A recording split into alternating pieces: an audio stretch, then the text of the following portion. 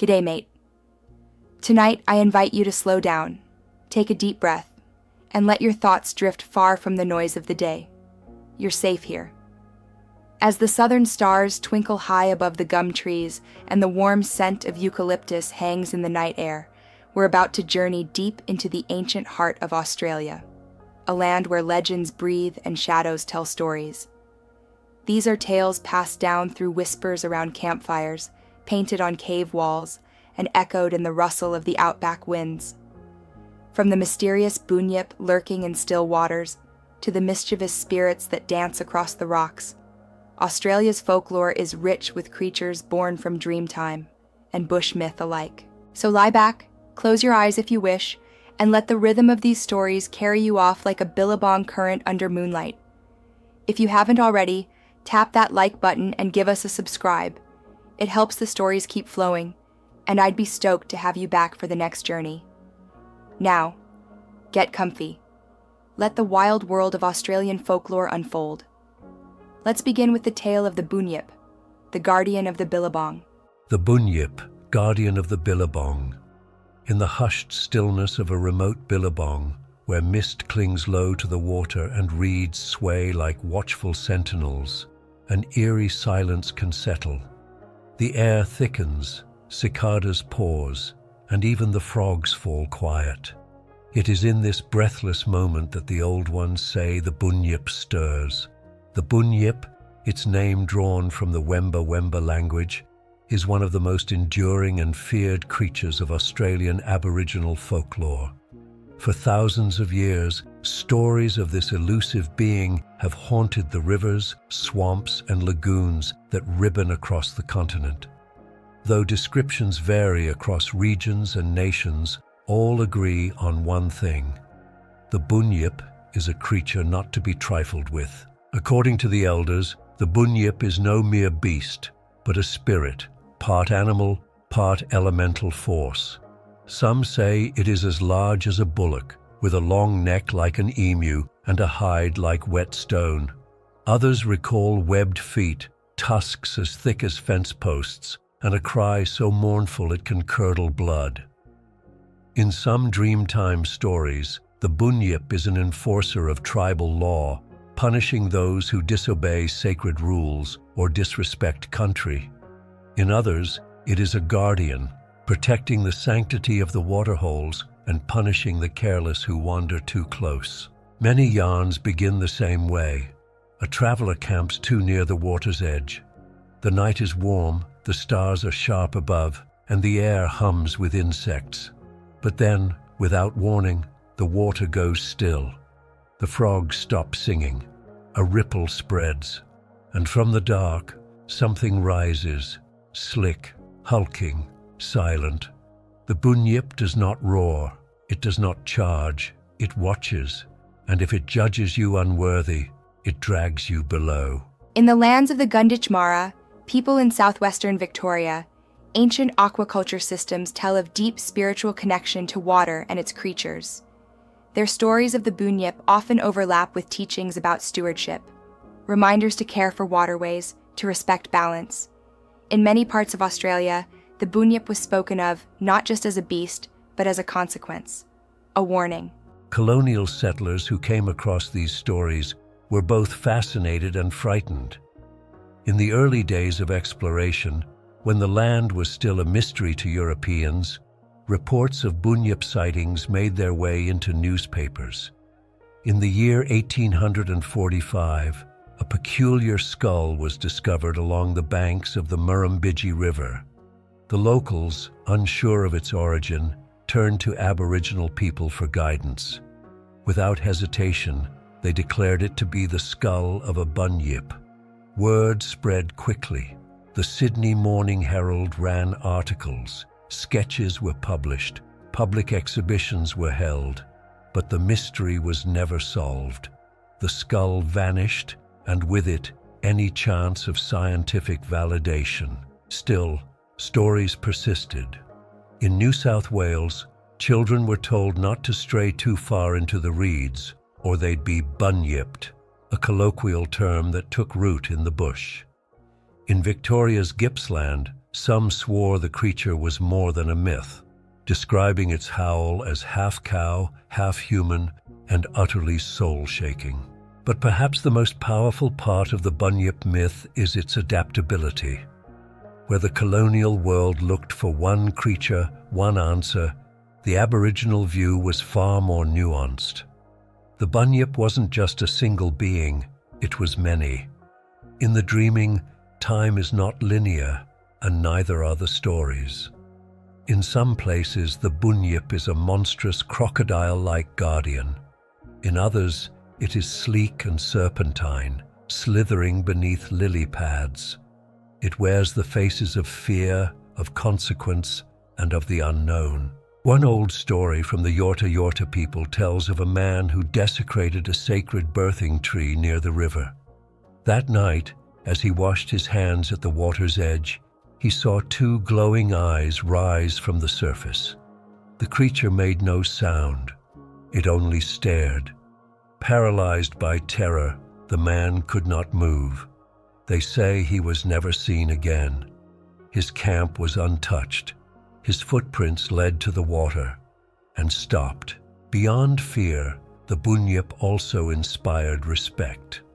Some elders describe the Bunyip as a lesson for children, not just to stay away from dangerous waters, but to honor the spirit of the land. If the waterhole was dry, it was because the Bunyip had withdrawn. If a flood came, it was a sign of its anger. These interpretations bound people to place, reinforcing knowledge systems rooted in observation, reciprocity, and reverence. Over time, as white settlers carved fences through the bush and drained wetlands for pasture, Bunyip stories shifted. Some faded, others evolved. In modern Australia, the Bunyip is found in children's books, roadside sculptures, and cheeky tourism signs. Yet for many Aboriginal people, the Bunyip remains sacred, not a cartoon, not a curiosity, but a spirit of the land, a keeper of the old truths. And when the summer rains roll in and fill the dry beds, when the frogs return and the reeds whisper once more, some say the Bunyip stirs again, not with vengeance, but with memory. So if you ever find yourself walking beside a still and silent Billabong beneath a moonless sky, tread lightly, respect the water, offer a word to the ancestors, and remember, the Bunyip watches. Now, let's follow the whispers into the trees, where a different creature waits in the shadows, small, red, and terribly hungry. Yara-ma-yha-who, the tree-dwelling vampire. In the warm hush of the Australian bush, where fig trees stretch their thick roots across the soil, and the scent of dry leaves mingles with dust, a strange kind of quiet can settle, as if the forest itself is holding its breath. It's under one such tree, ancient and gnarled, that the Yara-ma-yha-who waits. Not as famous as the Bunyip or the Yowie, yet far more peculiar, this creature comes from the Dreamtime stories of the Aboriginal peoples of Eastern Australia. Its name, Yara-ma-yha-who, is a mouthful to say, but once heard, it's never forgotten. Described as small, red-skinned, and frog-like in appearance, this little monster has no teeth, oversized hands and feet with suction pads, and a mouth that opens wider than seems possible. It lives in fig trees, lurking above until an unwary traveler stops to rest beneath its branches. But it doesn't strike immediately. No, the Yara-ma-yha-who is patient. It waits until the traveler is asleep. Only then does it drop silently from the tree, its suction fingers outstretched. It attaches itself to the sleeping person and begins to drain their blood. Not all of it, just enough to weaken them. And here's where things turn even stranger. Unlike the traditional vampires of European folklore, the Yara-ma-yha-who doesn't kill its prey outright. After draining their strength, it swallows the victim whole, entirely. No bones, no clothing left behind. The person is consumed, taken in one gulp like a python downing a wallaby. Then the creature sleeps, long and deep. Hours later, it awakens and vomits the person back out. The person stirs, groggy and pale, confused but alive. Over time, if this happens again and again, the victim starts to change. Their skin turns red, their limbs grow longer and rubberier, their teeth vanish, and slowly they begin to resemble the creature itself. Eventually, they become a Yara-ma-yha-who too, slipping off into the bush to find a fig tree of their own. It's a story that straddles horror and dark humor, and it has puzzled and intrigued storytellers for generations. The creature is never described as malevolent in the way of a Western monster, more mischievous, more eerie. It doesn't hunt with fury or rage. It simply exists. And in doing so, it plays its strange part in the Dreamtime world. The fig tree, its chosen home, is a sacred plant in many Aboriginal cultures. Figs provided food and shelter, their vast roots a sign of stability and life. That the Yara-ma-yha-who inhabits these trees gives the tale a deeper undercurrent. It suggests a connection between the safety of nature and the hidden dangers within. That what nourishes can also transform. That shelter is not always sanctuary, it's also a cautionary tale.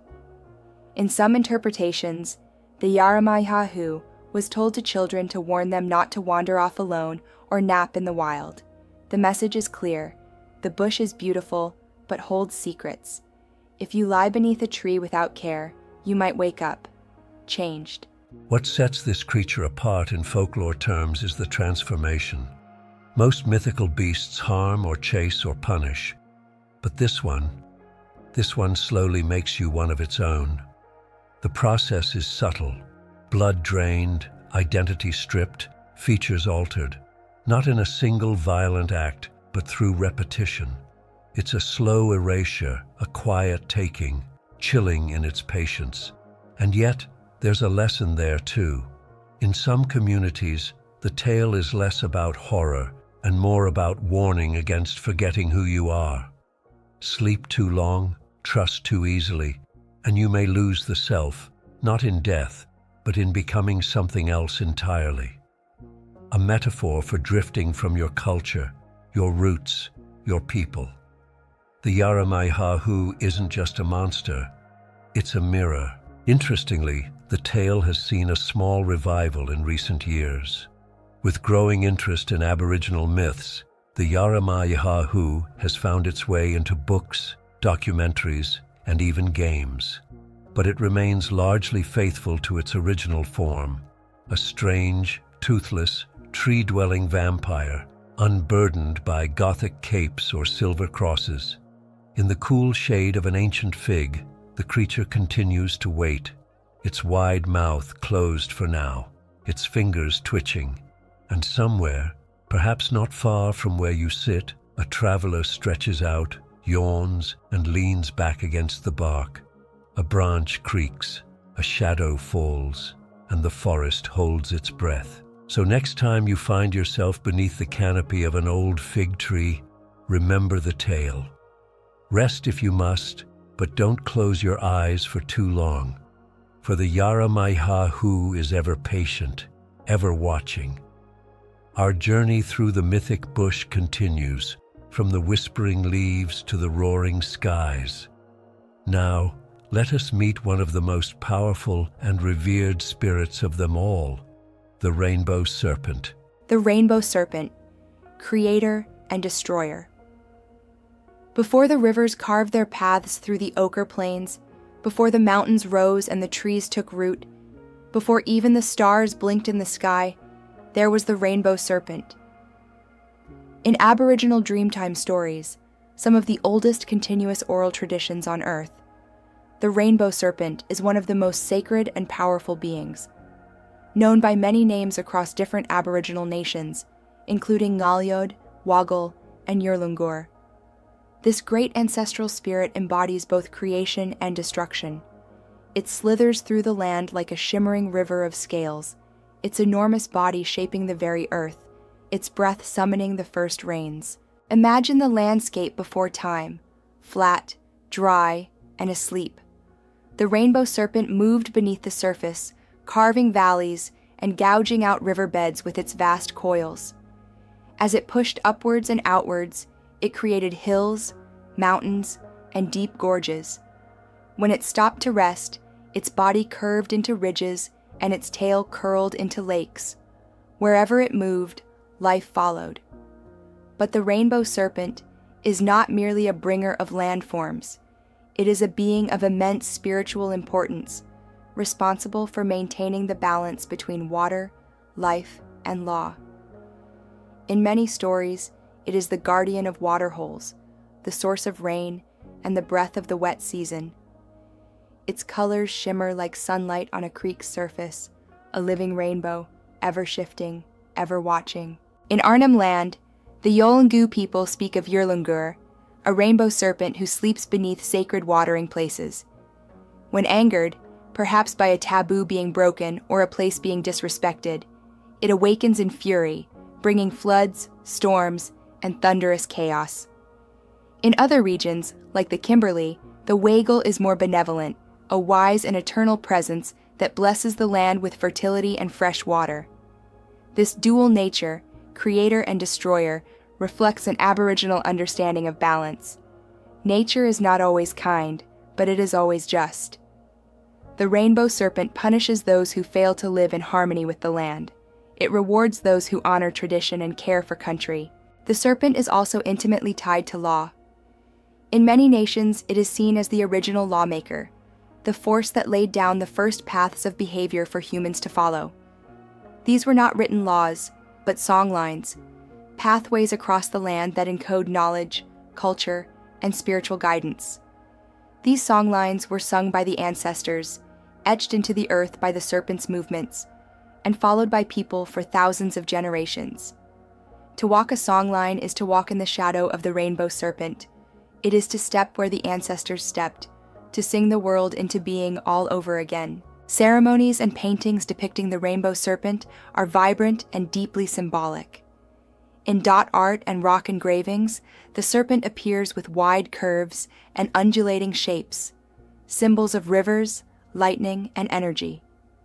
Its colors blend and shift, echoing the ever-changing skies of the dreaming.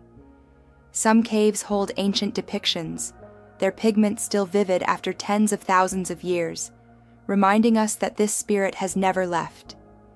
And yet, for all its grandeur, the rainbow serpent also lives in silence, in still waterholes where the wind refuses to blow, in the coiled root systems of trees that drink deeply from the earth, in the great arcs of a desert storm where color bursts across the sky. To the uninitiated, it may seem like just a story, a rainbow painted across a clouded afternoon. But to those who listen, who know how to read the land, the serpent is alive. It speaks in the rumble of thunder, in the rush of floodwater, in the croak of frogs who know rain is coming. In some dreaming stories, the rainbow serpent was the first mother, giving birth to all creatures. In others, it was a jealous being who consumed those who defied it, then wept and brought rain to flood the world. These variations are not contradictions. They reflect different lands, different people, and different truths. Aboriginal spirituality is not confined to one version, but woven from many truths that all honor the living earth. European settlers, upon hearing these stories, often misunderstood the serpent. They saw it as a devil or a dragon or a relic of primitive superstition. But they failed to see what the rainbow serpent truly is: a law, a guide, a guardian of water in a land where water is life. In today's Australia, the rainbow serpent still holds deep cultural relevance. It appears in festivals, in music, in murals on school walls and underpasses.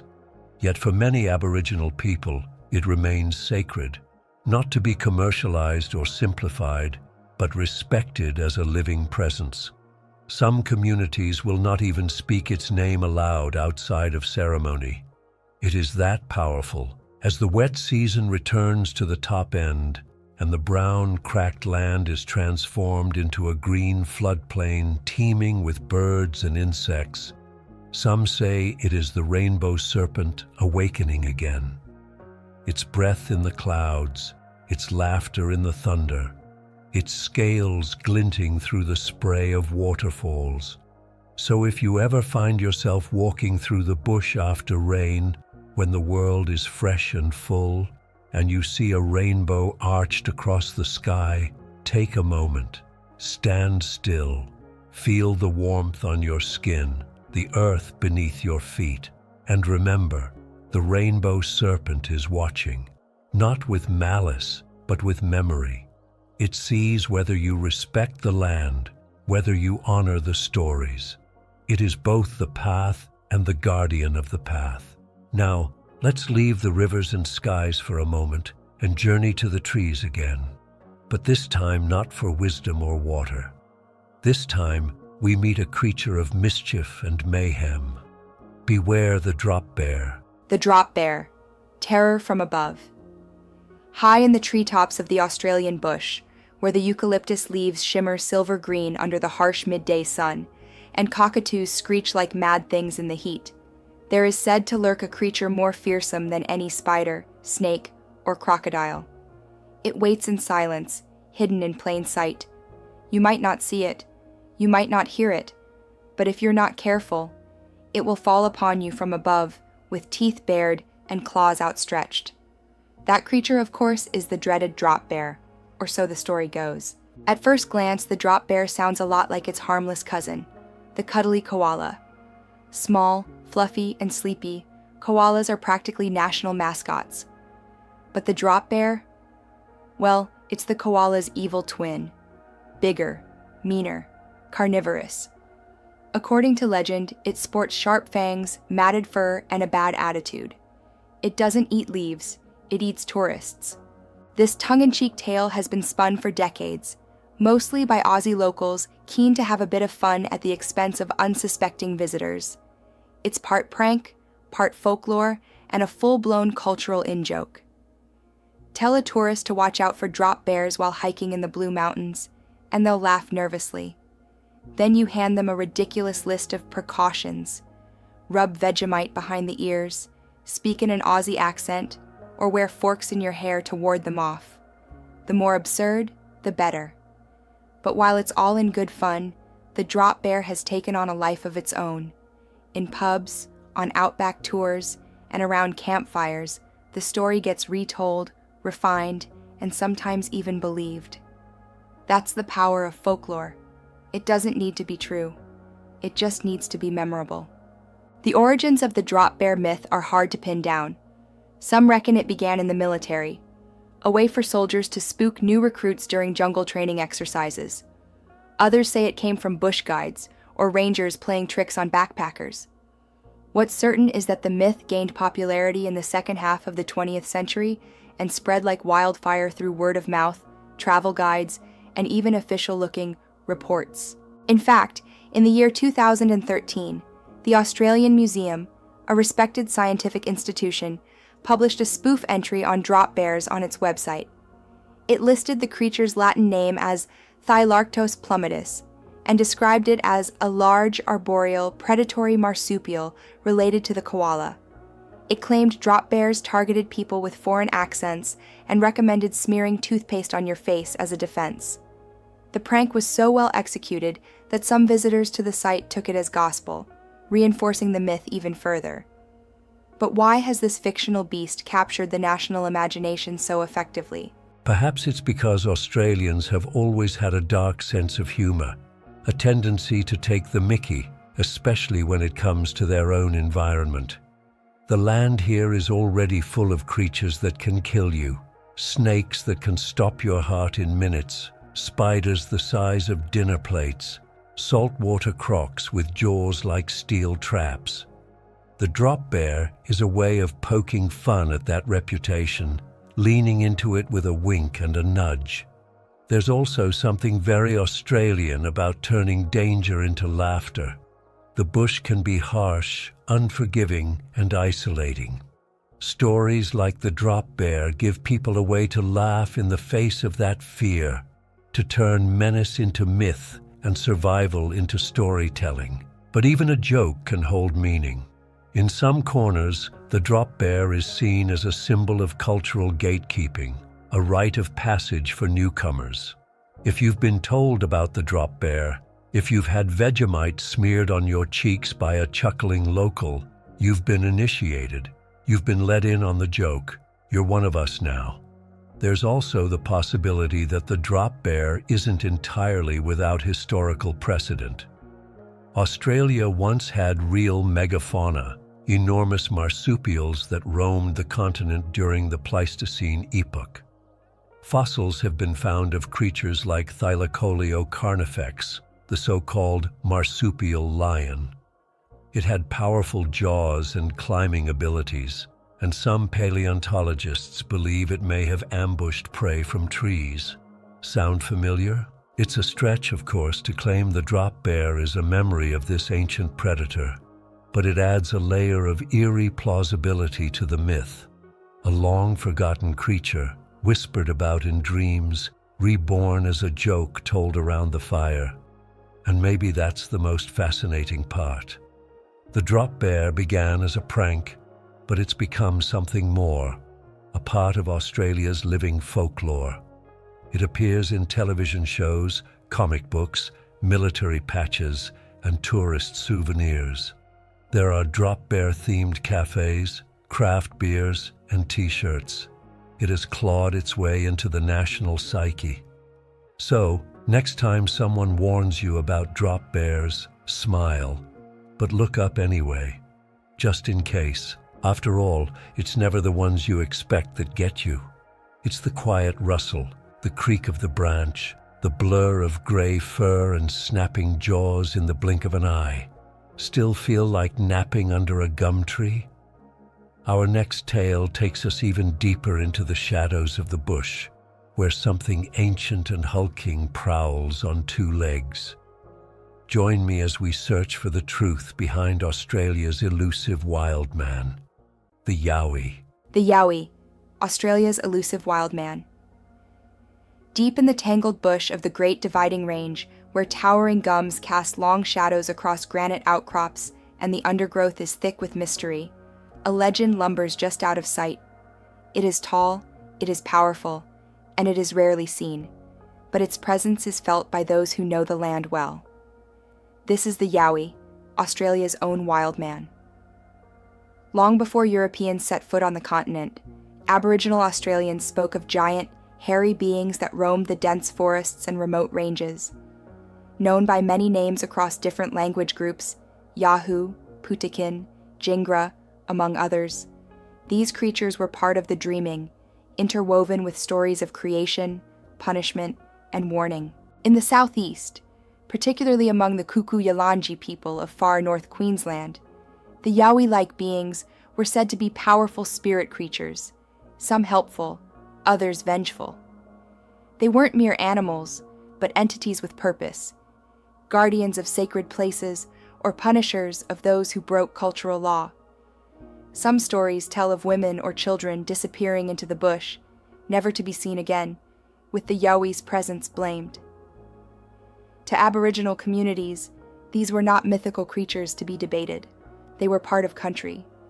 You respected their space. You didn't whistle at night. You didn't wander alone.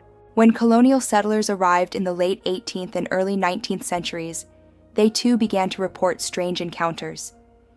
In the Blue Mountains west of Sydney, tales emerged of massive, upright beasts, standing well over 2 meters tall, covered in shaggy dark hair, with arms like tree trunks and a stink that could empty a shearing shed. These accounts were often dismissed as drunken yarns or mistaken sightings of escaped convicts or large kangaroos. But the stories kept coming. In the year 1842, a man named Hamilton Hume, one of Australia's earliest inland explorers, described an animal of a singular and extraordinary character encountered during his journeys.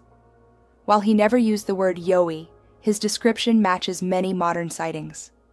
Other 19th century reports described enormous footprints, guttural howls in the night, and the sensation of being watched in remote bushland. Fast forward to the 20th century, and the Yowie stepped firmly into Australian popular culture. In the 1970s and 80s, reports surged, particularly around the Gold Coast hinterland and the Snowy Mountains. Witnesses described sudden encounters, headlights catching a tall figure in the road, hikers hearing heavy footsteps behind them, campers waking to find large prints near their tents. These prints were often massive, up to 30 centimeters in length, and deeply imprinted, suggesting a creature of immense weight. Some showed an ape-like shape, while others were oddly human. Bush rangers, pig shooters, hikers, and even police officers began to come forward with their own stories. What separates the Yowie from similar Wildman legends, like the North American Bigfoot or the Himalayan Yeti, is the land it inhabits. Australia's bushland is unique, harsh, dry, and filled with bizarre fauna. In such a place, a large, elusive creature would be hard to track, but easy to mythologize. The idea of a massive, reclusive beast fits naturally into a landscape already filled with danger and wonder. The scientific community, unsurprisingly, remains skeptical. No physical evidence has ever been verified. Hair samples, droppings, and even bones have turned out to belong to known animals, mostly kangaroos, wombats, or feral dogs. But folklore is not science. It runs on a different kind of truth, emotional, cultural, and communal. For some, the Yowie is a symbol of the unknown, a reminder that there are still secrets in the world. For others, it's a warning to respect the bush. More than a few people have gotten lost chasing Yowie legends. Still others see it as a metaphor for something deeper, colonial guilt perhaps, or fear of the land itself, which settlers never truly conquered. Interestingly, the Yowie has also evolved into a kind of pop culture figure. In the 1990s, Cadbury released a series of chocolate Yowie eggs, each containing a toy creature and an educational fact about Australian wildlife. It was wildly successful, and for many young Aussies, the Yowie became both a source of bedtime thrills and lunchbox treats. But behind the confectionery and the cryptozoology, the legend still lingers in the dark places. In the Dooligah forest of New South Wales, a dense stretch of scrub and pine that seems to stretch on forever, locals whisper of something big that watches from the trees. In the rugged escarpments of the Blue Mountains, bushwalkers sometimes report hearing deep growls echo through the gorges. And in Queensland's Springbrook National Park, a place of misty cliffs and ancient rainforests, campers wake to the feeling of unseen eyes. Could it all be imagination? Perhaps. But imagination is powerful.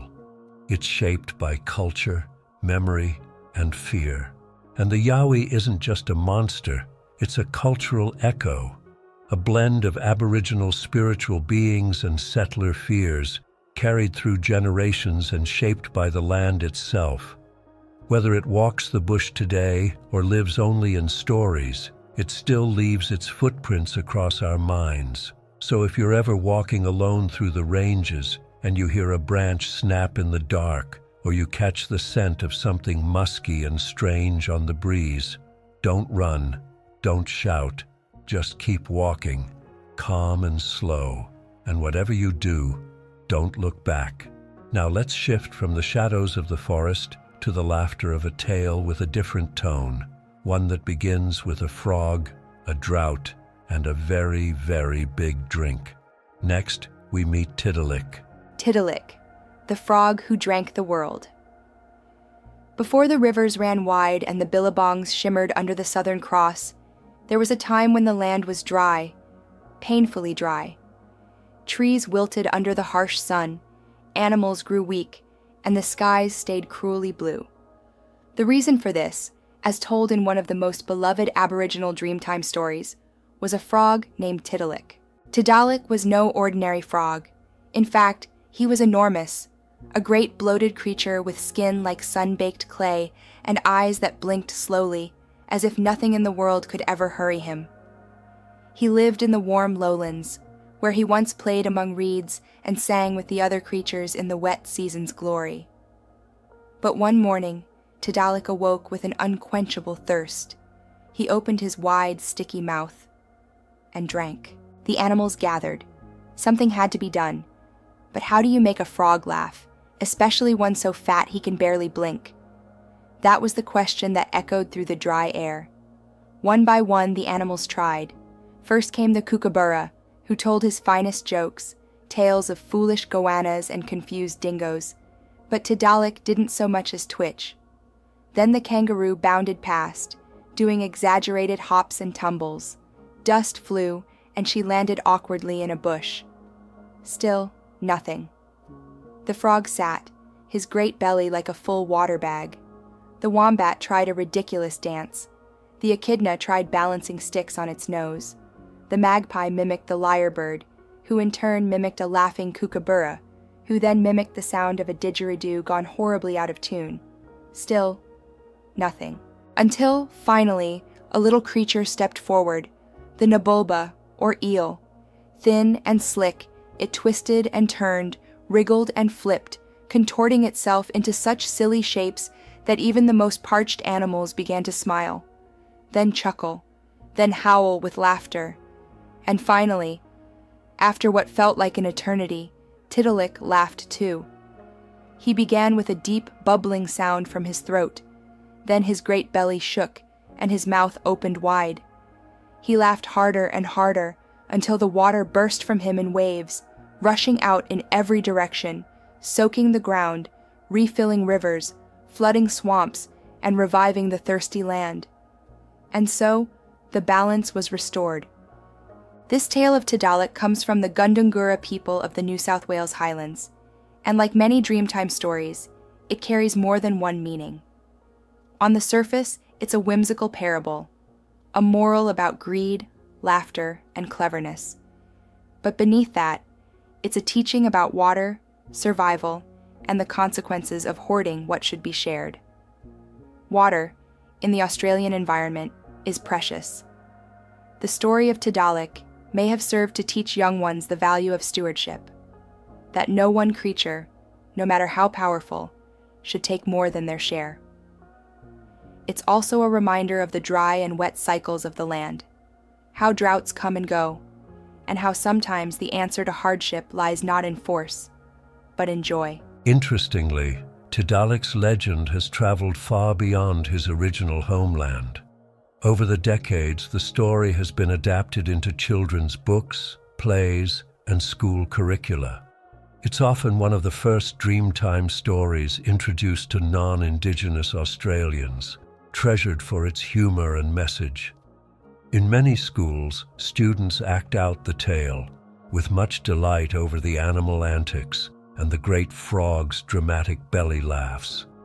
But within the fun lies something serious, a cultural truth about connection to land. In Aboriginal worldview, stories like Tiddalik are not just fables, they are blueprints. They teach survival, law, community, and the interconnectedness of all life. The land, the water, the animals, and the people are all part of the same song. And the idea that laughter can restore harmony? That's something powerful. Tiddalik, the frog who drank the world, remains a symbol of balance. His legend is one of warning and hope.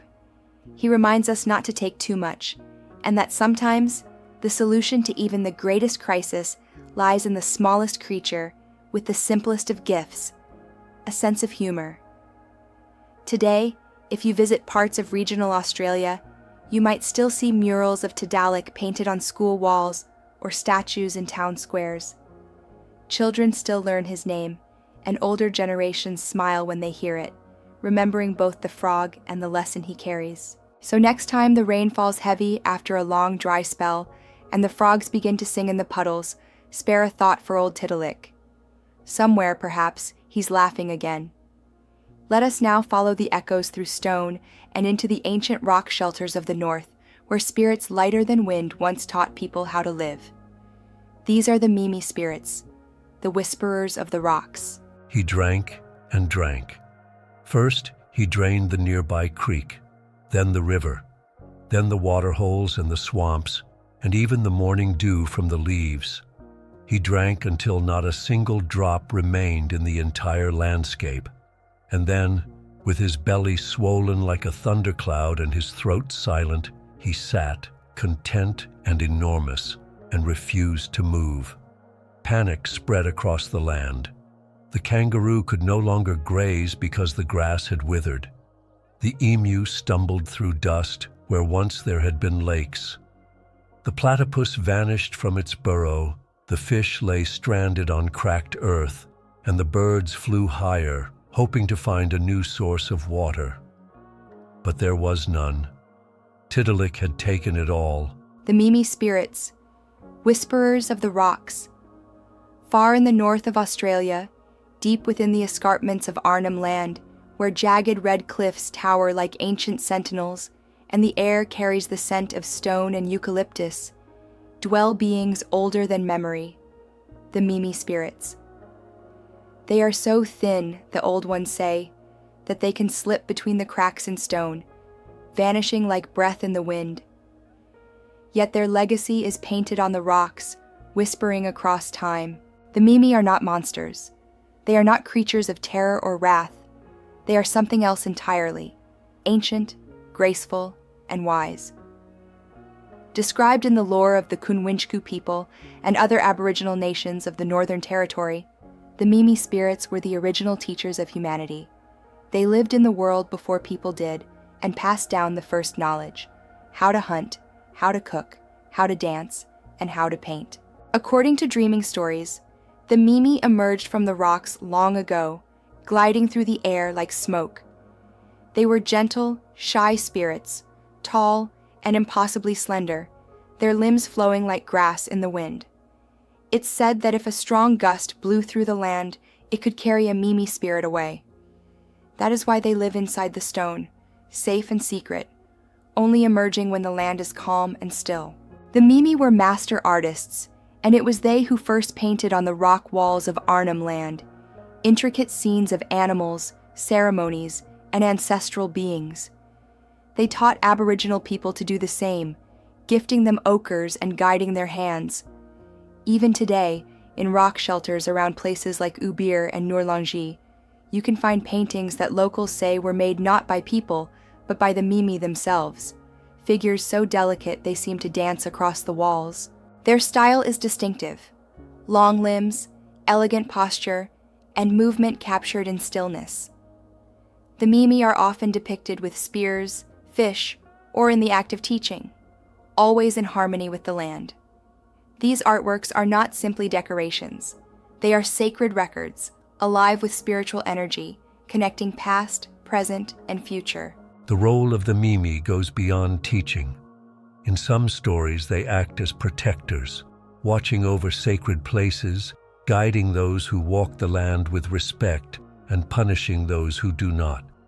But even in anger, they are not violent. Their power is in knowledge, not might.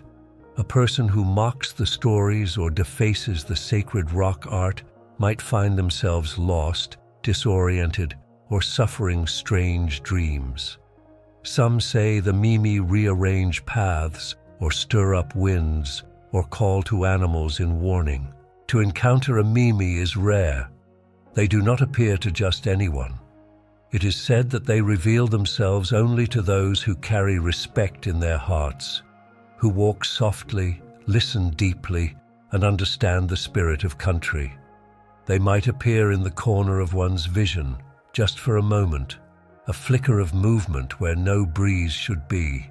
Or they might speak in dreams, leaving behind symbols, songs, or warnings. One old story tells of a young boy who wandered too far from his family's camp during the dry season. He stumbled upon a narrow gorge where the rocks shimmered in the heat.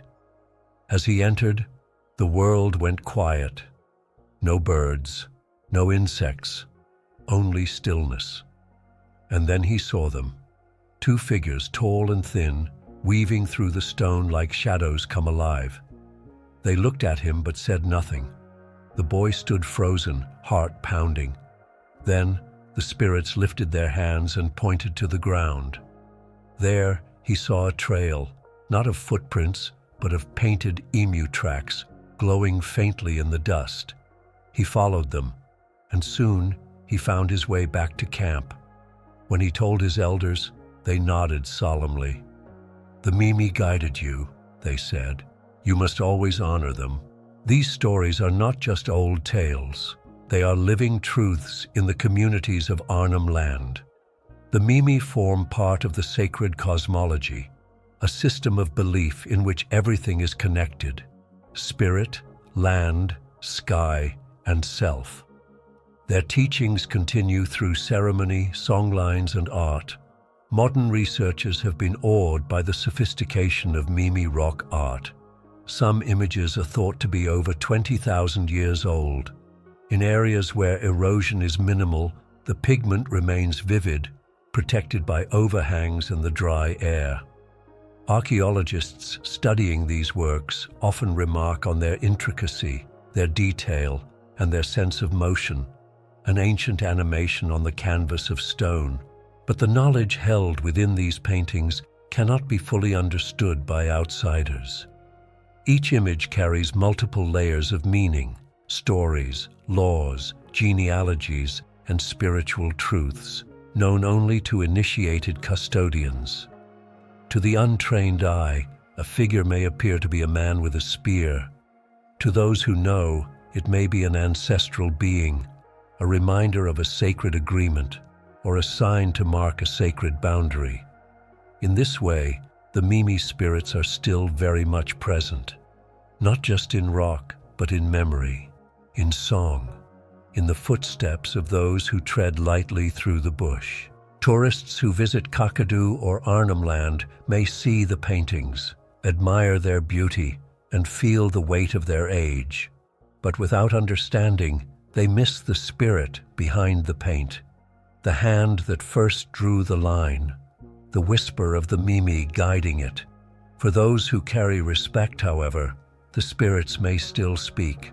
So next time you find yourself before a stone face painted in ochre and white, listen, not just with your ears, but with your whole self. You may hear a whisper, a teaching, a song. Now we journey west to the rain-drenched cliffs and storm-worn caves of the Kimberley. Here, another ancient force watches the sky and calls down the rains, the Wandjina, the rain-bringers and lawmakers. The Wandjina, rain-bringers and lawmakers.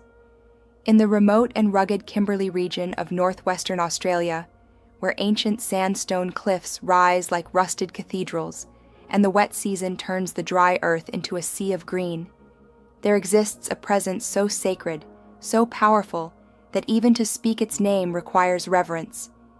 These are the Wandjina, ancestral spirits, creators, and keepers of law.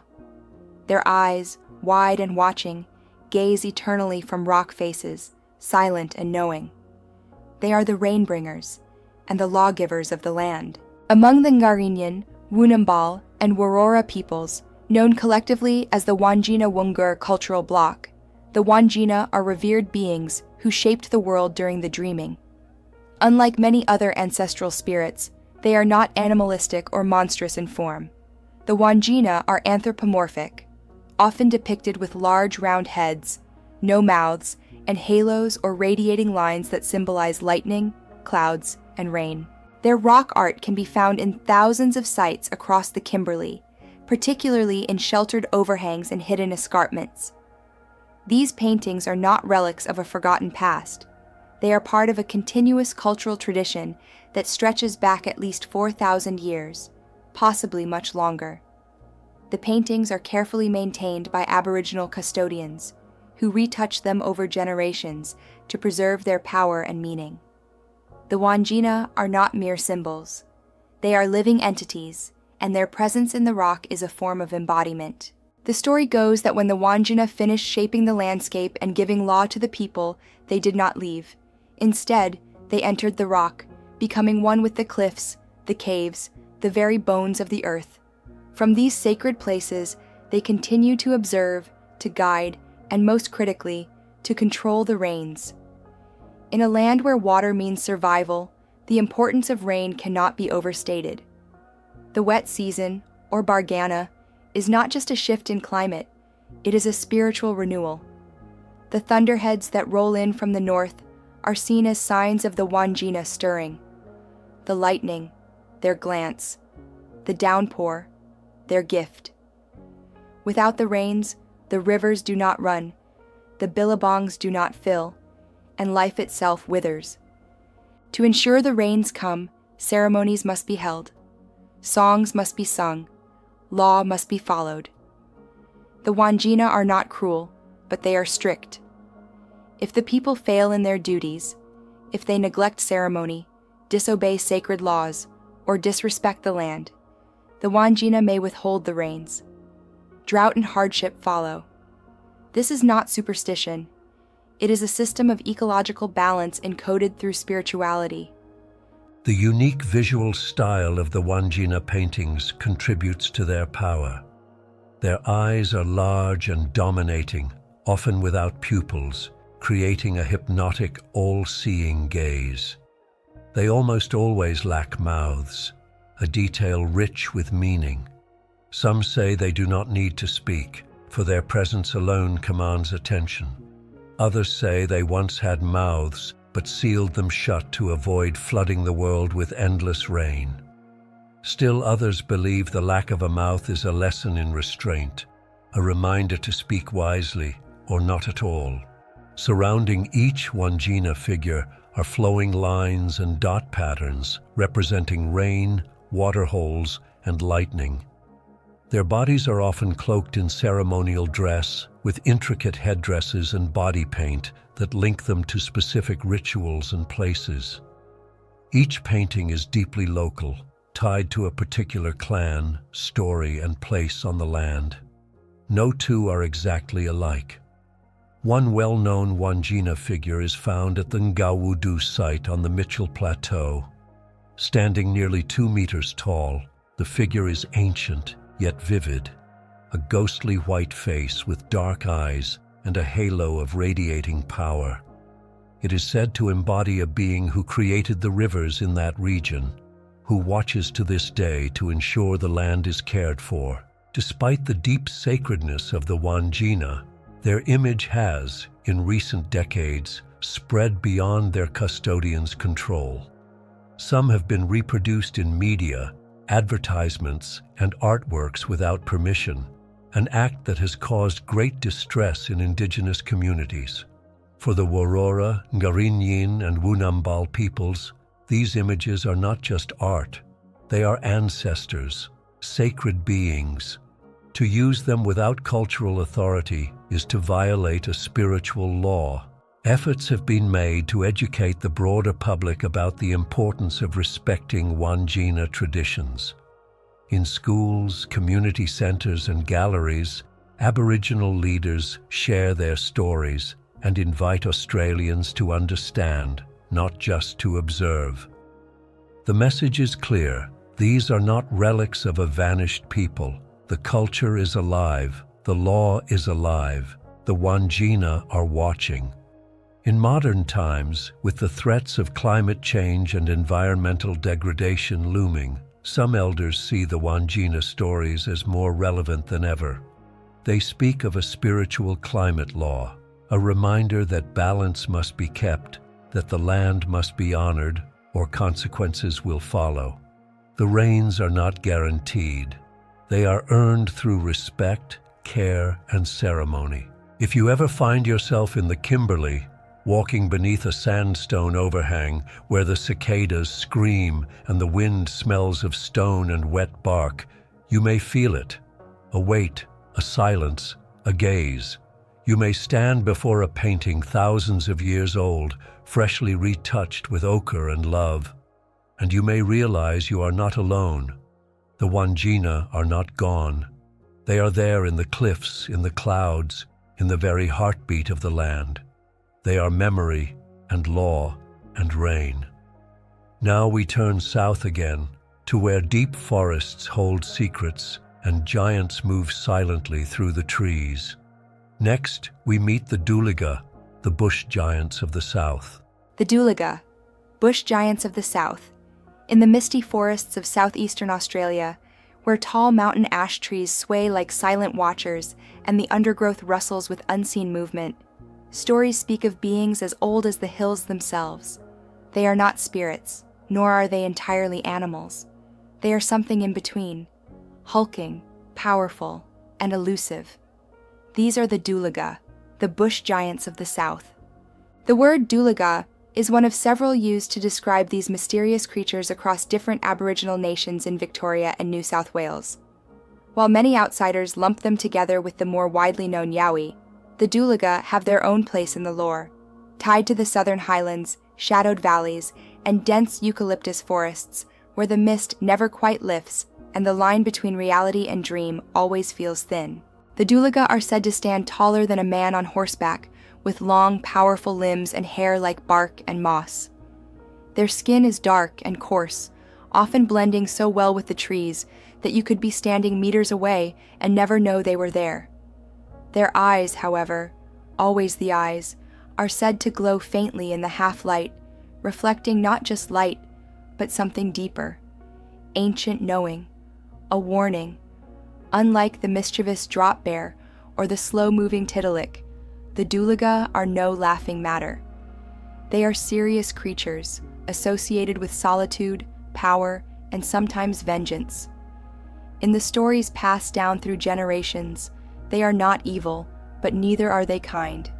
They are to be respected, avoided, and never provoked. One such story comes from the Dja-dja-wurrung people of central Victoria. It tells of a time when the people had forgotten the old ways. Ceremonies were neglected. Sacred places were disturbed. The trees that should have been left untouched were felled. One night, the elders say, a great cry echoed through the bush, a sound so deep it made the earth tremble. The Dooligah had risen. That night, fires would not light. Dogs refused to bark. And in the morning, footprints larger than a dinner table were found leading away from the campsite. But no one followed them. The message was clear. The land was watching, and it demanded respect. Descriptions of the Dooligah vary, but they always convey scale and silence. Some accounts speak of them moving on all fours, using their knuckles like gorillas. Others describe them upright, walking through the trees with a stride that eats up distance in moments. They are said to be most active during the winter months, when the fog thickens and the mountains seem to grow taller. Some say they communicate not with words, but with low rumbles, sounds that pass through the ground rather than the air. Modern sightings persist, particularly around the Otways, the Grampians, and the high country near the snowy mountains. Bushwalkers report hearing heavy footfalls at night or finding trees pushed over in patterns too deliberate for wind. One man in the year 2004 claimed to have seen a figure nearly 3 meters tall watching him from across a creek in the Great Otway National Park. When he returned with friends, there was nothing, except for claw marks gouged deep into a stringy bark tree, higher than any human could reach. Skeptics dismiss such stories as misidentifications, feral pigs, kangaroos, or even wandering cattle. But those who've lived close to the land know better. They speak in low voices about the Dooligah, and they do not laugh. Interestingly, the stories of the Dooligah share similarities with those of the Wildmen in other cultures, from the Sasquatch of North America to the Almas of Central Asia. But unlike those distant cousins, the Dooligah are more integrated into the spiritual landscape. They are not just mysteries of nature, they are part of the dreaming, embodiments of land and lesson. In some versions, they are said to guard sacred places, sites where knowledge is held, where ceremonies are performed. They act as gatekeepers, appearing to those who stray too close without invitation. In others, they are seen as echoes of ancient people, ancestors who chose to live apart from the rest of humanity and were transformed by the land itself, growing larger, quieter, more watchful. There are no known depictions of the Dooligah in rock art, perhaps because no one dared paint them, perhaps because they are not meant to be seen, only felt, or perhaps because they themselves are the art, living sculptures shaped by wind and shadow, towering reminders of the old ways. Some elders speak of their presence not with fear, but with a kind of awe. They are the memory of the trees, one man once said. They see who walks true and who walks wrong. And in that sense, the Dooligah are not just beings, they are conscience, manifest. Today, as logging, development, and fire threaten the great forests of the South, the stories of the Dooligah take on a new urgency. They remind us that the land has guardians, not just in the form of laws or parks, but in spirit, that ancient agreements still stand, and that the forest remembers. So if you ever find yourself alone in the southern bush, in that deep, still silence just before dusk, and you feel the hair on your arms rise and the trees seem to lean in ever so slightly, walk softly, keep to the path, and do not call out. The Dooligah may be near. Next, we descend into the ancient caves and firelit tales of Gippsland, where stone and smoke hide something far more dangerous. Prepare to meet the Nargun, the stone monster of the caves. The Nargun, stone monster of the caves. Deep within the ancient ravines of Gippsland, in southeastern Victoria, where the cliffs rise rugged and scorched, and the bush thickens like a wall of shadows, lies a place where the air grows heavy with silence, the den of Nargun. Tucked within the Mitchell River National Park, along the banks of Woolshed Creek, this dark cave has long been feared and respected by the Goodnight, Curlew people. Not for what it is, but for who lives there. The Nargun. A creature of stone and shadow, the Nargun is not flesh and blood. It is said to be part of the earth itself, forged from rock and fire, immune to spear or flame. Massive and hunched, with glowing eyes and a hide as hard as granite, the Nargun is a being of raw, elemental power. When it moves, the ground groans. When it roars, the very air grows thick.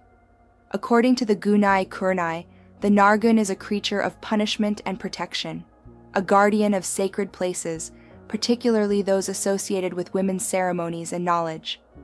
It is fiercely territorial and said to abduct those who wander too close to its cave, especially men and children who trespass where they do not belong. In some stories, the Nargun is genderless, a creature beyond such things, while in others, it is described with distinctly feminine qualities, aligning it closely with the matriarchal aspects of Aboriginal law.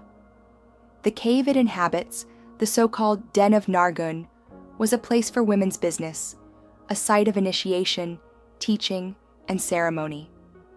To enter uninvited was to risk more than disrespect. It was to provoke the Nargun, and the Nargun does not forgive. One traditional tale tells of a group of boys who dared approach the sacred site, mocking its importance and taunting the spirits said to dwell within. As they laughed and threw stones, the wind dropped. The birds fell silent. From the mouth of the cave, a low rumble rose. Then a shape, broad, gray, and terrible, emerged. The boys ran, but one tripped. The others never saw him again. The elders later found no tracks, no signs, only a scorched circle near the cave and a single blackened stone. They say it was part of the Nargun's shoulder. The creature's body is said to reflect the spears and boomerangs hurled at it. Any weapon used against the Nargun rebounds, often harming the thrower instead. Fire, too, has no effect. The flames simply vanish against its hide. This impenetrability makes the Nargun not just dangerous, but invincible, a symbol of law that cannot be broken, and of knowledge that must not be stolen. But the Nargun is not a monster in the European sense. It is not evil. It does not hunt for pleasure or devour indiscriminately. It punishes only when provoked, when lines are crossed, when boundaries are disrespected. In that sense, it is more akin to a spiritual force, an enforcer of balance and a guardian of cultural integrity. To the Gunai Kurnai, the stories of the Nargun were not only warnings, but teachings. Children were told of the creature to instill respect for the land and its sacred spaces. The den of Nargun was both a physical location and a conceptual boundary, a marker of where certain knowledge ends and another begins. Boys knew not to go near, men knew not to ask. Women, too, held the tale with reverence, knowing its importance in their own ceremonial traditions. Over time, as colonization spread across Victoria and sacred sites were threatened, the legend of the Nargun took on new urgency. It became not just a protector of ceremony, but of land itself. There are stories of the creature appearing in dreams to warn elders of danger, of forest clearing, of strangers, of impending harm. Despite its fearsome nature, there is a kind of respect that surrounds the Nargun, a silent acknowledgement that some things are meant to be protected by fear. The creature represents the idea that not all knowledge is for everyone, that power, when misused, demands consequence, that the land itself can rise up when disrespected. In the present day, the Den of Nargun remains a place of cultural significance. Visitors are welcome to walk the trail through Mitchell River National Park, to follow the sound of water over stone and feel the hush that hangs over the area. The signage mentions the legend, but only in passing. The true story remains in the hands of its traditional custodians.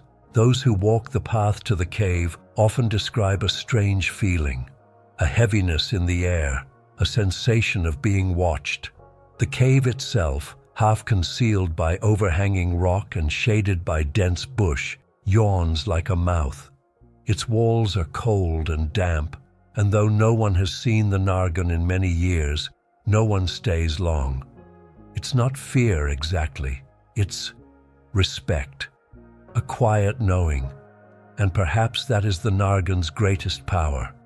Not in the way it terrifies, but in the way it reminds us of the line between reverence and trespass. So if ever you find yourself near the Den of Nargun, tread gently, speak quietly, honor the space, do not throw stones, do not laugh, and if the air should suddenly grow still and the birds go quiet and a shadow moves within the stone, leave, slowly. Next, we travel across country to follow the watery trails of the Bunyip's kin, creatures that wear many faces, shifting across the regions like the wetlands they haunt. The Bunyip's kin, regional variants and interpretations. Australia's vastness is not just measured in distance, but in diversity of ecosystems, languages, and stories. Just as the landscape changes from coastal mangroves to alpine peaks and sun-baked deserts, so too do the tales that live within it. And few tales have traveled further or changed more fluidly than that of the Bunyip. We've already met the Bunyip of the Riverbend, the brooding, Billabong-dwelling beast that lurks in still waters. But across the continent, the Bunyip takes on different shapes, names, and purposes. Its kin roam wide, their forms adapted to the moods of their lands and the needs of their storytellers. To some, the Bunyip is a flesh and blood creature, part seal, part emu, part crocodile, stalking the low reeds and dark waterholes. To others, it is a spirit, tied to place and story, whose role is not to terrify but to protect, to warn, to enforce sacred law. There is no single Bunyip. There are many. And that, perhaps, is what makes it so enduring. In the Murray-Darling Basin, where the rivers wind through ancient red gum country, early European settlers recorded tales of the Kianpradi, a name used by the Barkinji and other peoples in the region. This version of the Bunyip was said to resemble a large amphibious animal with powerful limbs, capable of dragging livestock into the water. Its eyes glowed red at night, and its mournful call echoed through the willows like a dying man's scream. But ask the local people, and they might tell a different story, one that sees the creature not as a beast, but as a guardian of the water, punishing those who disrespect the sacred. In Victoria's western districts, among the Gunditjmara people, the Bunyip is deeply connected to the complex aquaculture systems that have existed there for thousands of years. Here, stone channels and eel traps line the volcanic plains, a testament to ancient engineering and sustainable living. The Bunyip in this landscape is not just a bogeyman, it's a symbol of respect, a reminder to fish only what you need, to leave the water clean, and to never take without giving back. Stories of the Bunyip in these parts may be more warning than horror, a way to teach children about the invisible rules of survival. Further north, in Queensland's subtropical wetlands, tales of similar creatures arise. Among the gubby-gubby and neighboring groups, stories speak of serpentine beings that inhabit lagoons and creeks, sometimes mistaken for large eels or crocodiles. These versions of the Bunyip are more aquatic and less mammalian, aligning them closely with the ancestral rainbow serpent, another powerful water-based being. The overlap is not accidental. Aboriginal storytelling is fluid, and the borders between beings are porous. One creature may blend into another, depending on the land and the lesson. In the Gippsland region, not far from the den of Nargun, another form of the Bunyip is said to roam. This one is known to have a dog-like head, short legs, and a tail that slaps the surface of the water. Some claim it can walk on land for short distances, its wet fur leaving smears in the grass. One 19th century account speaks of a woman who, while washing clothes in the creek, saw a shape rise from the depths, eyes like glowing coals, body covered in slime. She fled, and the story was passed down with urgency. Don't go near the creek after dusk. The Bunyip walks at twilight. Even the word Bunyip has transformed over time. By the mid-19th century, colonial Australians had begun to use it as a catch-all term for anything strange, unexplainable, or suspicious. Newspapers printed sensational stories of Bunyip sightings. Public exhibitions of supposed Bunyip bones drew curious crowds. The term entered political slang, used to mock ideas or individuals as foolish. Bunyip aristocracy, for example, was a jab at those aspiring to upper-class status in the colonies. But while settlers turned the Bunyip into a curiosity, or even a joke, Aboriginal Australians continued to hold its image with seriousness. It was never about what the creature looked like, but about what it represented: a force of consequence, a spirit of place, a reminder that the land is alive and must be treated with care. Some scholars have attempted to link the Bunyip legend to real animals, both living and extinct. One theory suggests that early sightings were misinterpretations of the southern elephant seal, which can wander up rivers and has a truly grotesque bellow. Another posits that Aboriginal people may have found fossils of extinct megafauna, like the Diprotodon, a giant wombat-like marsupial, and crafted stories around them. These explanations may hold some merit, but they overlook the spiritual core of the tale. The Bunyip is not simply an animal to be explained away. It is a being with agency, intention, and cultural weight. There's also the psychological layer, the way the Bunyip reflects human fears and uncertainties. Water, after all, is life and death. It nourishes, but it also conceals. A calm Billabong may seem inviting, but beneath its surface, who knows what waits? The Bunyip gives form to that uncertainty. It is the voice in the reeds, the ripple in the dusk, the shape in the corner of your eye. Today, the Bunyip's image continues to evolve. It appears in children's books, art, and television, sometimes scary, sometimes silly. But in Aboriginal communities, especially those who maintain deep cultural connection to country. The Bunyip remains something more. It is not a cartoon. It is not a tourist mascot. It is the memory of law, the whisper of a warning, the face of a place where spirits still stir. So if you're traveling across Australia and find yourself by a remote creek, quiet and still, take a moment to listen, not for a splash or a roar, but for the absence of sound, the held breath of the bush. For the Bunyip's kin are many. Now we leave the murky waters and rise into the darkening sky, where feathers rustle and the night carries a different kind of omen. Listen carefully. The Mooyi are calling. The spirit owls of the night. Mooyi, the spirit owls of the night. As the sun dips behind the gum trees and the sky fades from ochre to indigo, a hush falls over the Australian bush. Day creatures go silent, and the wind carries something different, something older. In this twilight space, when shadows stretch long and the stars begin to prick the sky, the Mooyi emerge. Mooyi is the name given to the spirit owls in the dreaming traditions of many Aboriginal nations, especially in New South Wales and Queensland. They are not simply birds. They are messengers, carriers of death, memory, and transformation. Their calls are warnings. Their eyes, glowing in the night, see beyond the veil. And their wings, silent in flight, move between worlds.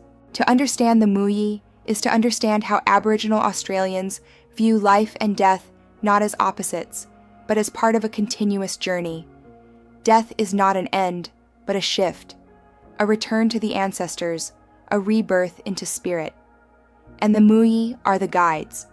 They appear when the veil thins, when someone is close to crossing over, or when something important is about to unfold. Many Aboriginal communities associate different species of owls with specific spiritual meanings. The barn owl, with its pale face and haunting cry, is often the most strongly tied to death. Its call in the night, a long, quavering shriek, is said to herald the passing of someone nearby. Other owls, like the powerful owl or the boobook, may be seen as protective or wise, but still carry weight. None are taken lightly. In Wiradjuri country, it is said that when the Mooyi cries near your home, you must sit in silence and listen. If the call comes 3 times, you must prepare. A passing is near. You do not chase the owl. You do not mimic its cry. To do so is to invite death too soon, or to disrespect the message it brings.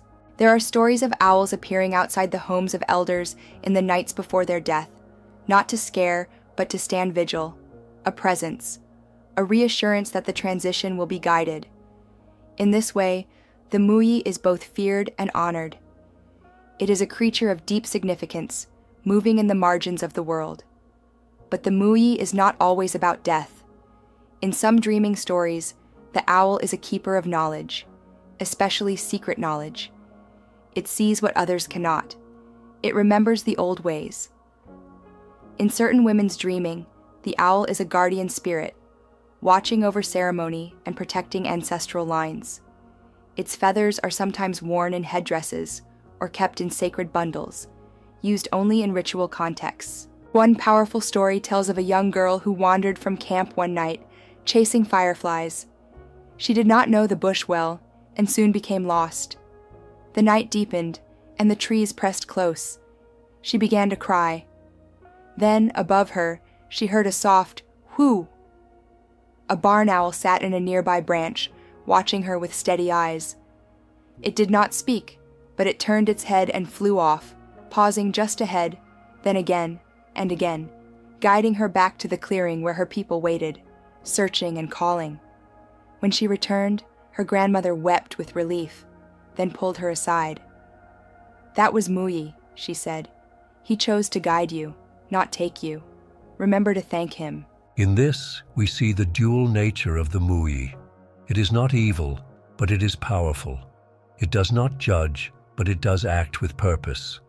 To see an owl in the wild, especially at night, is a moment of meaning. You are not alone. You are being watched, not with malice, but but with memory. Across Australia, owl imagery appears in rock art, carving, and body paint.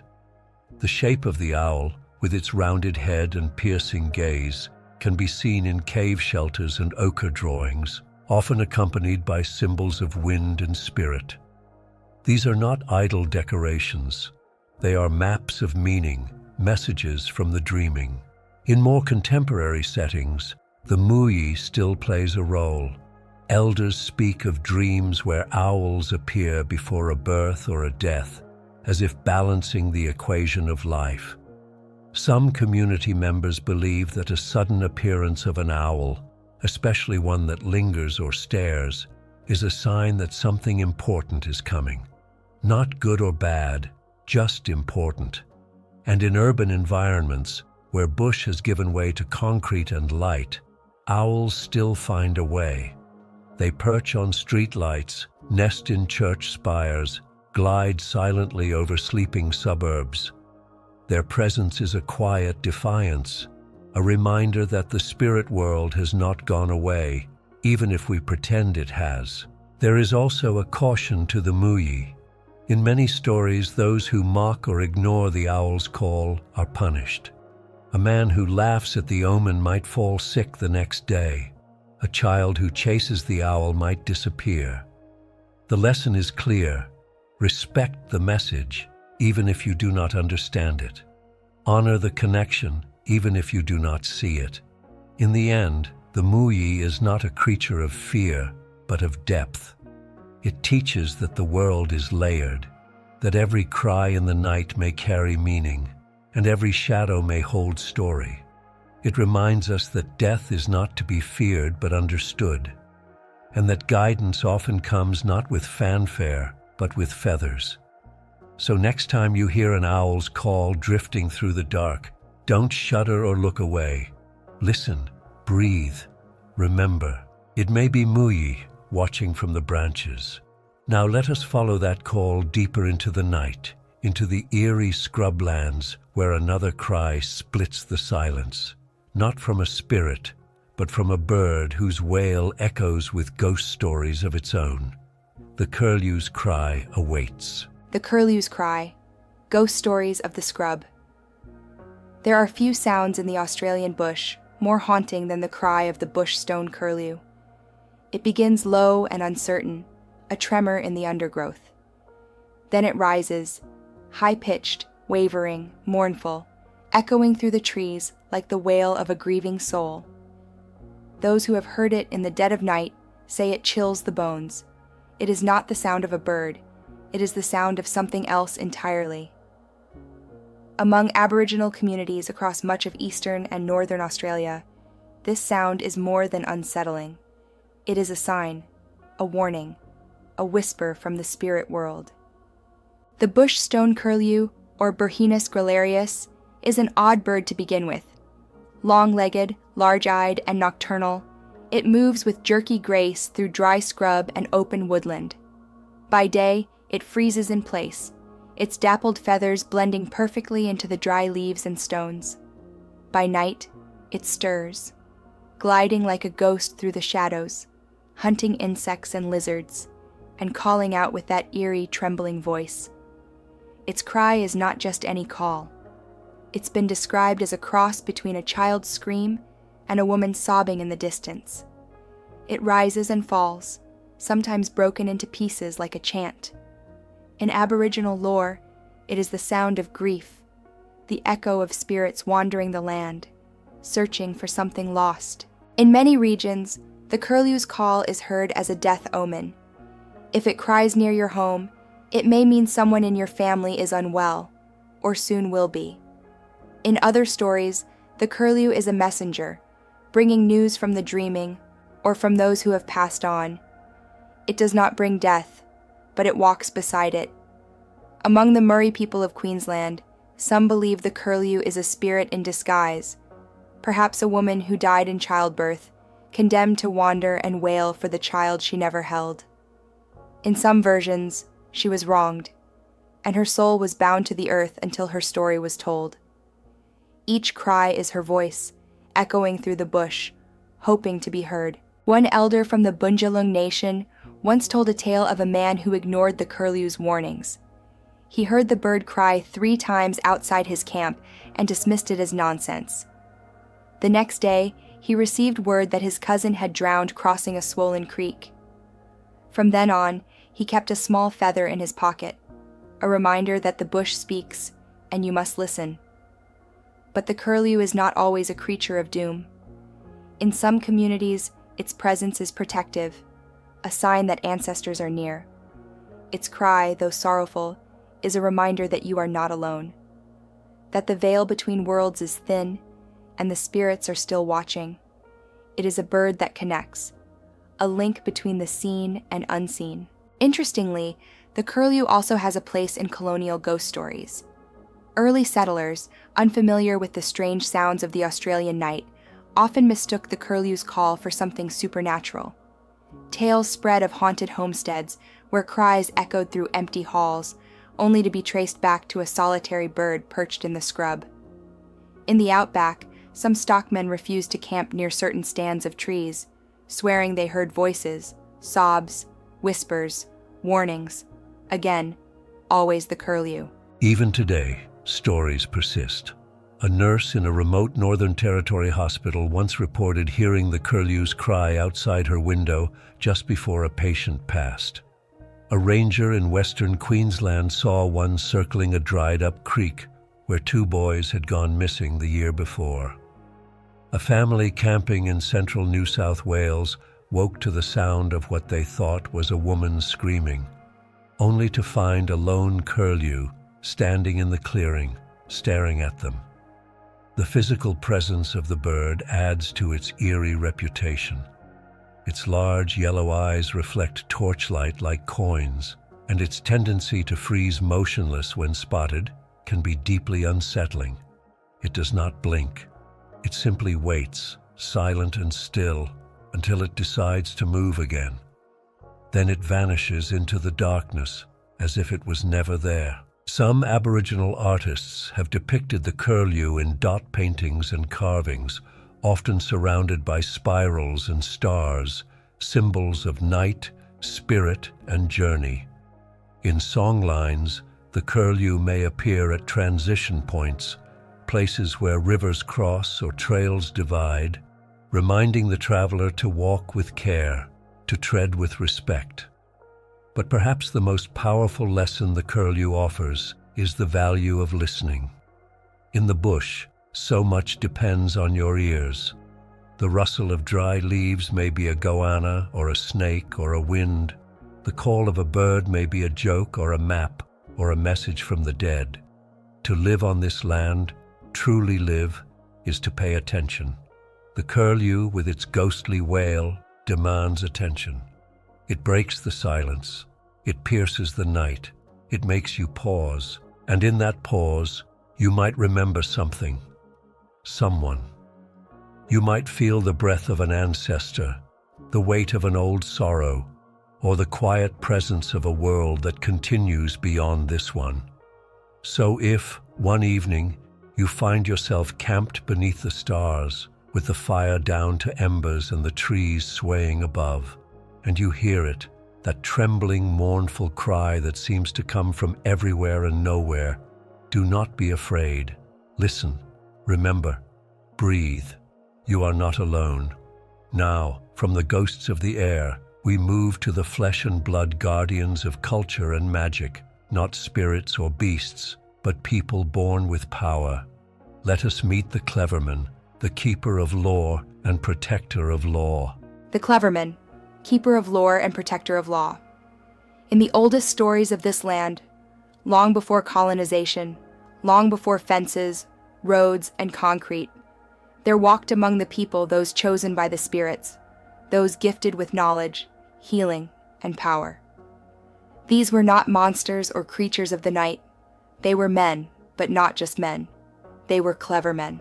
Known by different names across the hundreds of Aboriginal nations that cover the continent, the figure of the Cleverman, sometimes called Kurdaicha, Ngankari, Maban, or Minichi, depending on language and country, holds a central place in traditional lore. He is not merely a healer or a shaman. He is a lawman, a magician, a mediator between the physical and the spiritual realms. He carries the weight of culture, and in his footsteps, the old knowledge walks. The Cleverman is both revered and feared. To be chosen as one is not a role one seeks. It is a calling bestowed by the ancestors. Often, a boy shows signs early in life. He dreams deeply. He speaks to birds. He walks alone and listens to the wind. An elder might take him aside, test him, train him, and slowly initiate him into the sacred knowledge, stories, songs, plant medicines, spirit paths, and the handling of maban, the spiritual substance that gives the Cleverman his power. In the central desert regions, maban is seen as a shimmering, invisible force, a kind of spiritual essence that binds the Cleverman to the dreaming. With it, he can heal sickness, send messages across distance, walk unseen, or even, some say, summon rain. But this power must be handled with immense care. It is not a toy, and it is not for personal gain. The Cleverman is bound by law, lore in the Aboriginal sense, to use his gifts only for the good of the community, and only in accordance with the rules laid down by the ancestors. There are stories of Clevermen healing broken bones with a touch, extracting sickness in the form of quartz crystals from the body, or guiding lost travelers home with a whispered word to the wind. There are also darker tales of men who used their powers to punish, to cast illness, to curse. These were not clever men, but sorcerers, men who twisted the sacred for selfish ends. In many regions, the difference between a Cleverman and a sorcerer is profound, and the punishment for misuse of power severe. One of the most famous roles of the Cleverman is that of the Featherfoot, a term used in parts of Queensland and the Northern Territory. These men were said to walk silently, their feet bound in emu feathers to leave no tracks. They could move unseen, travel across great distances in hours, and appear suddenly beside those who had broken sacred law. In some stories, they carried spears tipped with magic. In others, they simply pointed a bone. The bone-pointing ritual is among the most feared forms of Aboriginal punishment. The Cleverman would perform a ceremony, call on ancestral spirits, and then point a thin bone at the transgressor. The man might drop dead on the spot or fall ill soon after, wasting away in fear. To outsiders, it seemed like superstition, but to those who understood, the ritual was not about magic tricks. It was about belief, law, and the immense psychological power of being severed from spiritual protection. But the Cleverman is not just a figure of fear. He is also a builder of peace. In communities where disputes arise over land, family, marriage, the Cleverman may be called upon to mediate. His word is final. He knows the laws that stretch back to the dreaming, and he speaks not for himself, but for the ancestors. His presence calms tension, restores balance, and reminds everyone of their place within the greater story. Women, too, hold sacred roles in Aboriginal law, though the term Cleverman is male by definition. Female healers, sometimes called clever women or Ngangkari in certain regions, possess deep knowledge of childbirth, plant medicine, and emotional healing. Their power is just as strong and their roles equally respected, though their domains often differ. In ceremony, the paths of men and women are distinct but complementary, each holding half of the whole. In recent decades, the figure of the Cleverman has re-emerged in broader Australian consciousness. Through storytelling, performance, and even television, such as the powerful series Cleverman, which blended Aboriginal mythology with contemporary themes, a new generation is being introduced to the richness and complexity of this ancient role. Yet it remains sacred. The true power of the Cleverman is not in media representation, but in the continued practice of cultural knowledge, ceremony, and law. Clevermen still exist today. In communities across the country, from the deserts of the Pitjantjatjara lands to the coastlines of Arnhem Land, these cultural leaders continue their work. They are not showmen. They do not wear signs or seek recognition. They walk quietly, listening to country, caring for their people, and ensuring that the story does not end. To speak with a Cleverman is to feel the gravity of time. His words may be few, but each carries weight. He may offer you a drink of water, a handful of ochre, or a small carved object. You will not ask questions, but you will feel changed. You will walk away lighter or heavier, but never the same. If you ever pass through a community where you are told to respect a certain man, to avoid eye contact, or not to mention his name, or to step aside when he walks, you may have met a Cleverman. He will not acknowledge you. His work is not for outsiders, but his presence will linger. So let us honor him, the one who walks between worlds, the one who carries the old songs, the one who watches even as we sleep. And now, as our journey through these tales nears its end, we come to a final reflection, not on one creature, but on the entire pantheon of spirits, beasts, and beings that shape the dreaming landscape of Australia. Next, we gather what we have learned in a parting chapter, the legacy of Australia's mythical beasts. The legacy of Australia's mythical beasts. From the still waters of forgotten billabongs to the highest canopies of gum tree forests, from the firelit caves of the south to the sandstone plateaus of the north, Australia's mythical beasts continue to stir, not always in flesh, but always in spirit. Their stories, told in whispers, song, ochre, and shadow, form a living web of meaning that stretches across time, place, and people. These beings, the Bunyip, the rainbow serpent, the Mymi spirits, the Yowie, the Nargun, and more, are not just curiosities from a distant past. They are alive in the dreaming. They are the guardians of law, the bringers of rain, the teachers of consequence. Their forms shift with country, their names change with language, but their purpose endures. Across Australia's hundreds of Aboriginal nations, these creatures are woven into the very fabric of culture. They are not myths in the way a modern listener might assume, not flights of fantasy or campfire tales told for fun. They are spiritual truths, knowledge carriers, tools for teaching and remembering. In many communities, to dismiss them is to misunderstand everything. What binds all these creatures together is not what they are, but what they teach. The Bunyip warns us to respect water. The rainbow serpent reminds us that creation and destruction are one.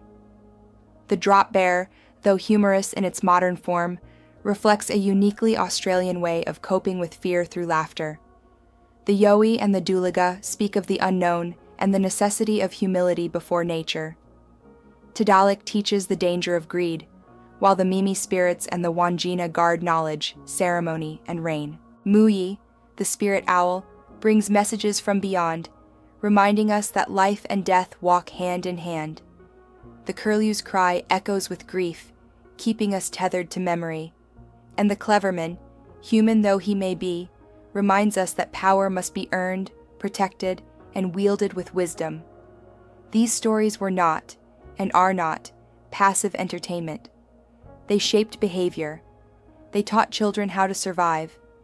They instilled respect for the land, the animals, and the invisible laws that govern both. In an environment as harsh and unpredictable as Australia's, storytelling was not a luxury, it was a necessity. As colonization spread across the continent, many of these stories were dismissed, ignored, or erased. Sacred sites were destroyed, languages silenced. Beings that once held communities together were reduced to folklore, their power lost in translation. But the stories did not die. They endured in the voices of elders, in ceremony, in art, in the silence between verses of an old song. Today, there is a resurgence, a cultural reckoning. Aboriginal knowledge systems are being recognized not just for their depth, but for their relevance. As Australia faces ecological crisis, identity struggles, and questions of national soul, the old stories rise again to offer guidance. Environmental scientists now consult with indigenous rangers. Museums seek permission to display sacred images. Children's books respectfully retell Dreamtime stories, with Aboriginal authors and illustrators leading the way. Slowly, reverently, the country is beginning to listen. And what of the creatures themselves? You might not see the Bunyip, but if you swim alone in a remote Billabong, you may feel the sudden cold. You may think twice about leaving rubbish behind. That is the Bunyip working, not with claws, but with memory. You may never see a rainbow serpent slithering across the sky, but you will feel its breath in the first heavy drops of the wet season, and hear its voice in the crash of thunder across the plains. That, too, is presence. Perhaps you'll walk the bush and feel eyes on your back, or hear a laugh in the trees, or smell rain before it comes. The stories teach us to pay attention, not to control the land, but to belong to it. To learn from these creatures is to shift one's view of the world, to understand that country is not just a backdrop for life, it is life, it is law, it is story, and everything within it, seen or unseen, has a role to play. The legacy of Australia's mythical beasts is not one of extinction or folklore tucked away in dusty archives. It is a living, breathing reminder that to live well is to listen deeply, to the wind, the stone, the fire, the stars. To live with story, not above it. So as we close this chapter, think not of these beings as vanished.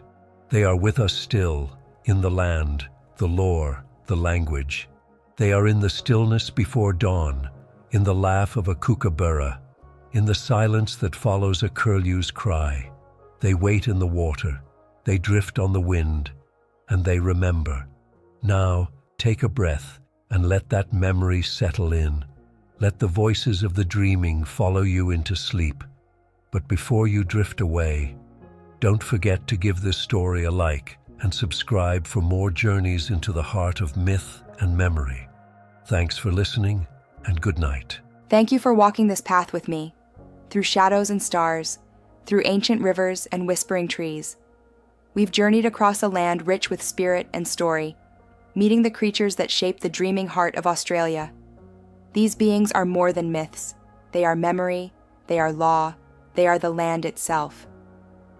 I hope tonight's journey has helped you feel a little closer to the soul of this country, whether you're hearing these stories for the first time or remembering them from long ago. As you close your eyes and drift into sleep, may the Bunyip watch the waters, the Mooyi guard your dreams, and the rainbow serpent carry your spirit gently through the night. If this story touched you, if it helped you slow down or see something new, please give it a like and don't forget to subscribe to the channel. Your support helps keep these stories alive so we can continue sharing them with listeners all around the world. Until next time, sleep softly, dream deeply, and carry the voices of the land with you. Good night.